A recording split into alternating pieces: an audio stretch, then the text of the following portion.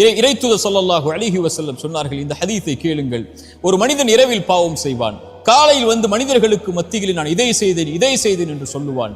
இறைவனிடத்தில் எல்லோரும் மன்னிக்கப்படுவார்கள் இவனை தவிர. ஏனென்றால் இறைவன் மறைத்ததை இவன் வெளிப்படுத்தினான். இறைவன் மறைத்து இவனை இந்த பாவத்திலிருந்து நீக்க வேண்டும் என்று நினைத்தான். ஆனால் இவனோ வெளிப்படுத்தி அதை தொடர்கிறான் என்று இறைத்தூதர் ஸல்லல்லாஹு அலைஹி வஸல்லம் சொன்னார்கள். இறைமறை என்ன சொல்லுகிறது? ஒரு மனிதன் பாவம் செய்கிறான், அந்த பாவத்திலிருந்து மீள்கிறான், ஈமான் கொண்டு இறை நம்பிக்கை கொண்டு நல்ல அமல்களை செய்தென்றால் அவன் செய்த பாவங்கள் அனைத்தையும் அவன் பாவ மன்னிப்பை தேடியதற்கு பிறகு நன்மைகளாக அவனுடைய புத்தகத்தில் மாற்றுகிறான் இறைவன். ஏன்? அந்த பாவத்தின் வாட்டத்தில் அவன் இருந்துவிடக் கூடாது என்பதற்காக. சுப்ஹானல்லாஹ். இப்படிப்பட்ட இறைமறையையும் இறைத்தூதருடைய வழிமுறைகளையும் பெற்றிருக்கக்கூடிய நாம் ஏன் நம்முடைய கடந்த காலத்தில் நடந்ததை நினைத்து வருந்திக் கொண்டிருக்கிறோம்? லா தக்னது மின் ரஹ்மத்தில்லாஹ். இறைவனுடைய அருளில் ஒருபோதும் நம்பிக்கை இழக்காதீர்கள். உங்கள் வாழ்வில் எது இல்லாமல் இருந்தாலும் இறைவன் கொடுப்பான் என்ற நம்பிக்கையில் முன்னேறுங்கள்.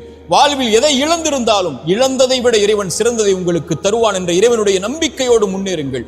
பாவம் செய்வதை விட பெரிய பாவம் இறைவனுடைய அருளில் நம்பிக்கை இழப்பது. லா தக்னது மின் ரஹ்மத்தில்லாஹ். இறைவனுடைய அருளில் ஒருபோதும் நம்பிக்கை இழந்து விடாதீர்கள்.